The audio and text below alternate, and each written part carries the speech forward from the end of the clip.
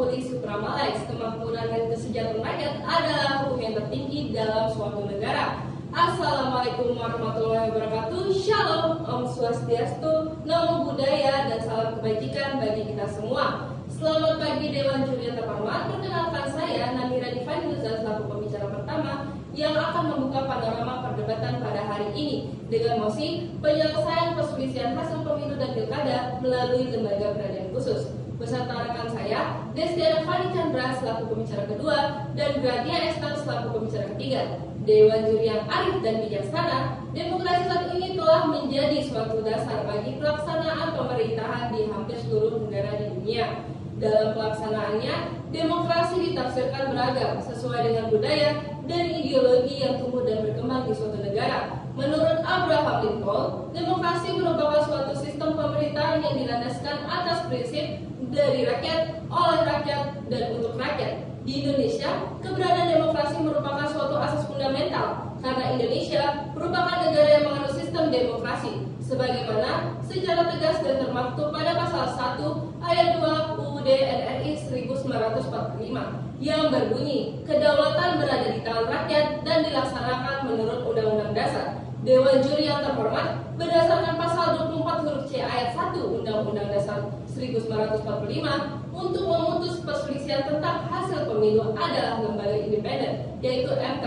Kemudian, berdasarkan pasal 78 huruf A UMK, memiliki jangka waktu menyelesaikan sengketa pemilu adalah 14 hari dan pilkada 30 hari sejak permohonan diterima. Dewan Juri yang terhormat, pada tahun 2013 MK mengeluarkan putusan yang tertuang dalam nomor 97/PUU-X1/2013 yang menyebabkan MK tidak lagi berwenang untuk menyelesaikan sengketa hasil pemilu kada, tetapi diselesaikan melalui lembaga peradilan khusus.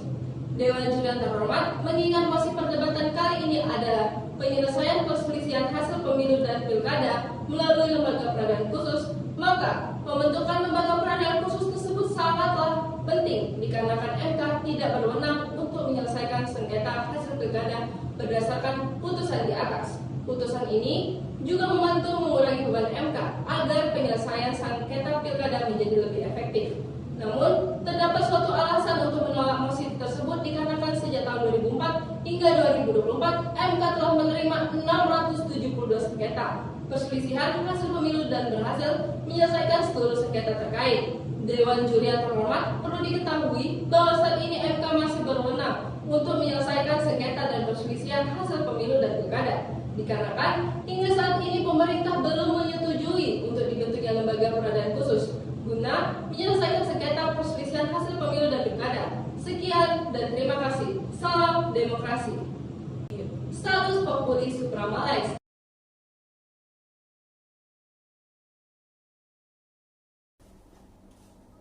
Gubernur Kes Prevola menjalankan pemerintahan berarti melihat ke depan dan menjalankan apa yang harus dilakukan. Dewan Juri yang terhormat, para sivitas akademika, pemerhati hukum, juga kolega berpikir kami dari tim kontra yang sangat kami banggakan. Selamat pagi dan salam hormat saya ucapkan. Dewan Juri yang terhormat, sebelum melangkah lebih jauh, kami ingin mengajak rekanku dari tim kontra untuk sependapat dengan kami bahwasanya pembentukan badan peradilan khusus sangat efektif untuk diberlakukan untuk menyelesaikan perselisihan hasil pemilu dan pilkada. Efektivitas penegakan hukum menurut Lawrence Friedman tergantung pada sistem hukum yang mencakup 3 bagian, yaitu struktur hukum, substansi hukum, dan budaya hukum. Friedman juga menjelaskan bahwa fungsi sistem hukum adalah untuk mendistribusikan dan mempertahankan alokasi nilai-nilai yang dirasakan oleh masyarakat. Hal ini sangat menentukan terkait bagaimana sistem hukum itu mampu membawa apa yang adil dan tidak ke dalam kehidupan masyarakat itu sendiri. Berdasarkan pasal 1 ayat 8 Undang-Undang Nomor 48 Tahun 2009 tentang kekuasaan kehakiman, MK bukan hanya berwenang untuk menguji konstitusionalitas undang-undang saja, tetapi juga berwenang untuk memutuskan perselisihan tentang hasil pemilihan umum. Namun, penyelesaian persoalan pemilu yang dilakukan di beberapa lembaga tentunya akan berpengaruh pada kualitas putusan yang dikeluarkan oleh masing-masing lembaga yang menanganinya, sehingga putusan tersebut memerlukan waktu yang cukup lama sekitar 30 hari sesuai dengan aturan yang ditetapkan oleh MK. Hal ini juga menyebabkan terjadinya tumpang tindih antara lembaga yang menegakkan hukum sehingga membuat terhambatnya proses penegakan hukum dan sulit untuk diselesaikan. Hal ini juga membuat penegakan hukum penyelesaian pemilu akan sulit untuk tercapai, di mana posisinya penyelesaian perselisihan hasil pemilu ini harus dilakukan dalam skala yang cepat. Erick Barr juga menyatakan bahwa peran peradilan tidak hanya menyelesaikan sengketa biasa, tetapi juga harus memastikan terlaksananya prinsip pemilu sehingga dapat diselamatkan dari upaya penyalahgunaan dan pelanggaran sistem pemilihan. Perselisihan dan sengketa kepemiluan dalam setiap pelaksanaan pemilu di Indonesia merupakan hal yang selalu terjadi dan tidak dapat dihindarkan, sehingga diperlukan upaya dan sistem yang efektif untuk memenuhi tuntutan dan perkembangan hukum di Indonesia, yaitu dengan mewujudkan electoral justice system, yang artinya bagian dari menyelesaikan berbagai persoalan secara cepat, tepat, dan fokus. Salah satunya melalui pembentukan lembaga peradilan khusus. Lembaga peradilan khusus ini dapat menjadi ukuran keadilan, terutama terkait instrumen hukum pemilu dan mekanismenya, penyelesaian untuk melindungi hak pilih warga negara secara konstitusi dan merupakan perlindungan HAM. Lembaga peradilan khusus pemilu bersifat permanen untuk menyelesaikan berbagai sengketa dan perselisihan kepemiluan, sehingga menjadi peradilan terpadu dan khusus dalam menjaga kedaulatan demokrasi, terutama dalam halnya pemilu dan pilkada. Maka dari itu, pembentukan lembaga peradilan khusus ini sangatlah penting untuk diberlakukan. Pasal 157 Undang-Undang Nomor 8 Tahun 2015 tentang Undang-Undang Pilkada ayat 1 menyatakan bahwa perkara perselisihan hasil pemilihan ini diperiksa dan diadili oleh lembaga peradilan khusus. Ayat 2 dikatakan badan peradilan ini dibentuk sebelum pelaksanaan pemilihan serentak nasional. Pembentukan badan peradilan tersebut tujuannya adalah untuk menggantikan fungsi MK yang sebelumnya berwenang untuk menyelesaikan sengketa hasil pemilu dan pilkada. Ketentuan ini ditujukan untuk menindaklanjuti putusan MK nomor 97/PU/XI/2013 yang membatalkan pasal 236C Undang-Undang nomor 12 tahun 2008 sehingga MK ini tidak lagi berwenang untuk menyelesaikan sengketa hasil pilkada. Pembentukan Badan Peradilan Khusus Pilkada ini sendiri merupakan amanat dari undang-undang dan menjadi kebutuhan urgensial secara yuridis yang harus dilaksanakan dan kian mendesak terutama dengan adanya pelaksanaan pilkada serentak. Namun, hingga saat ini pemerintah dan DPR tidak melakukan pembahasan dan perubahan mengenai Undang-Undang Nomor 7 Tahun 2017 tentang Pemilihan Umum dan Undang-Undang Nomor 10 Tahun 2016 tentang Pilkada. Hal ini seolah-olah menunjukkan bahwa pemerintah dan DPR tidak memiliki perhatian dan fokus terhadap aspek penegakan hukum kepemiluan, terutama kepastian pembentukan Badan Peradilan Khusus Pilkada, sebagaimana yang telah diamanatkan dalam Undang-Undang Pemerintahan Daerah, Undang-Undang Pemilihan Kepala Daerah, dan Undang-Undang Kekuasaan Kehakiman, telah menyinggung terkait keberadaan dari lembaga peradilan khusus. Namun, pemerintah dan DPR ini sampai saat ini tidak memberikan kepastian hukum tentang pembentukan Badan Peradilan Khusus. Dengan dibentuknya Badan Peradilan Khusus, penyelesaian sengketa dan perkara pemilu dan pilkada menjadi lebih terpadu dan efektif karena diberlakukan oleh satu lembaga saja. Selain itu, pembentukan lembaga peradilan khusus ini memerlukan komitmen pemerintah dalam melaksanakan amanat dari undang-undang untuk perbaikan dan peningkatan kualitas demokrasi di Indonesia. Badan peradilan khusus ini sangat diperlukan bagi negara guna untuk menyelesaikan sengketa yang terjadi sehingga menghasilkan pemilu yang demokratis. Melihat betapa pentingnya penyelesaian perselisihan hasil pemilu dan pilkada melalui pembentukan lembaga peradilan khusus, oleh karena itu, kami selaku tim Pro menyetujui mosi perdebatan kita pada hari ini. Sekian dan terima kasih. Salam demokrasi. Politi legus non leges, politi adoptandem. Politik harus tunduk pada hukum, bukan sebaliknya. Dewan Juri yang terhormat, keberhasilan MK selama ini tidak dapat diragukan karena dapat dibuktikan bahwa Mahkamah Konstitusi telah memutuskan 3.317 perkara sejak tahun 2003 hingga tahun 2021 dari perkara yang terregistrasi sebanyak 3.341 perkara. Perkara yang terregistrasi terbanyak adalah pengujian undang-undang, 1.501 perkara. Disusul pada 1.135 perkara pemilihan kepala daerah, 676 perkara pemilu, dan 29 perkara sengketa kewenangan lembaga negara. Dewan Juri yang terhormat, adanya penolakan kami pada mosi perdebatan pada hari ini bukan semata-mata ketidakinginan kami untuk mengubah sistem penyelesaian sengketa pemilu dan pilkada. Namun, jika dilihat rekam jejak yang sudah dilakukan oleh MK pada tahun 2020 terkait sengketa pemilu dan pilkada, terdapat 132 putusan dari perkara perselisihan hasil pemilu kepala daerah serentak tahun 2020.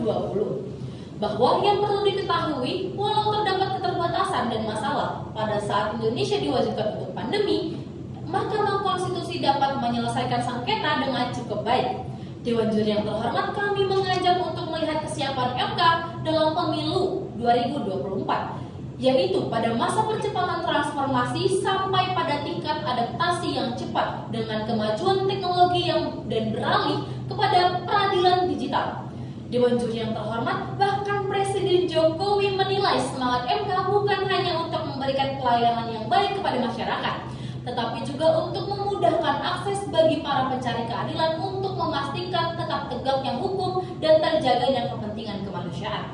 Dewan Juri yang terhormat, dengan waktu yang terbatas dan desain keserentakan pemilu nasional bahwa tidak mungkin membangun suatu peradilan baru dalam waktu yang singkat, dan jika negara mengamanatkan peradilan baru, maka mengapa negara tidak membuat dari awal? Dewan Juri yang terhormat ini membuktikan bahwa negara belum siap untuk melakukan transformasi. Pembentukan peradilan khusus pemilu sangat tidak efektif dan tidak efisien.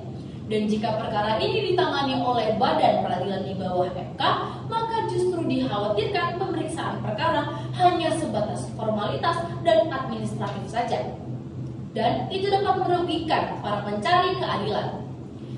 Pemilu dan pilkada merencanakan akan digelar pada tahun 2024 dan dilakukan dengan jangka waktu 5 tahun. Di mana karena hanya bekerja dalam jangka 5 tahun sekali, dikhawatirkan pembentukan lembaga peradilan khusus pemilu dan pilkada tidak akan efektif. Hal ini diperkuat oleh Khairul Fahmi. Ia sepakat bahwa dengan waktu yang terbatas, pembentukan lembaga peradilan khusus pemilu dinilai tidak efektif dan tidak efisien. Serta apabila dibentuk peradilan khusus, maka membuat sistem penegakan hukum akan semakin terpencar-pencar yang menyebabkan terlalu banyak lembaga yang memiliki kewenangan untuk menyelesaikan penegakan hukum kepemiluan. Hal ini juga dikhawatirkan akan memunculkan disparasitas antara lembaga penegak hukum. Solusi yang kami tawarkan ialah undang-undang harus terus diubah untuk memastikan undang-undang mengikuti perkembangan zaman, agar tetap menjaga demokrasi Pancasila dan lembaga yang terlibat dalam penyelesaian sengketa pemilu dan pilkada yang harus diperkuat. Dewan Juri yang terhormat, perlu diketahui bahwa lembaga peradilan khusus memiliki tupoksi yang sama dengan MK, sehingga kurang efisien dan hanya akan membuang waktu serta anggaran negara saja, karena dinilai dari anggaran pelaksanaan 2004 tercatat lebih 4,45 triliun, pada 2009 sebesar 8,5 triliun, 2014 tercatat 15,62 triliun, pada tahun 2019 tercatat 25,59 triliun, dan perencanaan anggaran 2024 sebesar 71,3 triliun. Lagi pula, selama ini MK sendiri sudah teruji dengan baik dapat menyelesaikan sengketa hasil pemilu pilkada dengan waktu yang cepat dan hasil yang baik. Maka dari itu kami selaku tim kontra tidak menyetujui dari pembentukan badan peradilan khusus untuk menyelesaikan sengketa hasil pemilu dan pilkada. Sekian, terima kasih. Salam demokrasi.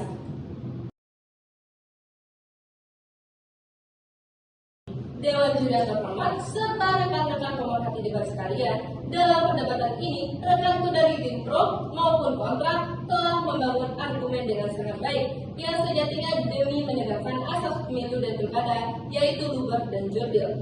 Mari kami hantarkan ke dalam suatu kesimpulan. Yang pertama dari pembicara pro, yaitu dengan didirikannya lembaga peradilan khusus tersebut, maka penyelesaian sengketa hasil pemilu menjadi lebih efektif dan terpadu.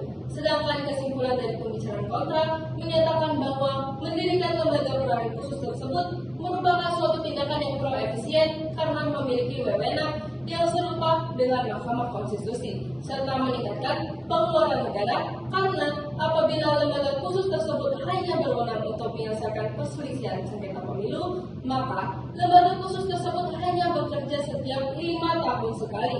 Namun, negara wajib membayarkan hak para struktural dari lembaga khusus tersebut setiap bulannya.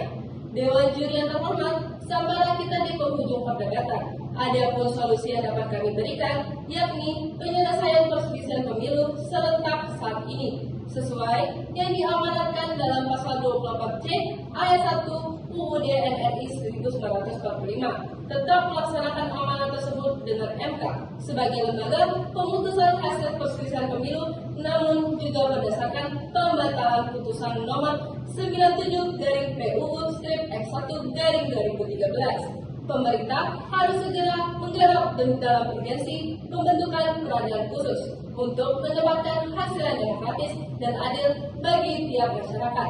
Wassalamualaikum warahmatullahi wabarakatuh. Shalom, Om Santi Santi Om, Namo Buddhaya, dan salam kebajikan bagi kita semua. Sekian dan terima kasih. Salam demokrasi.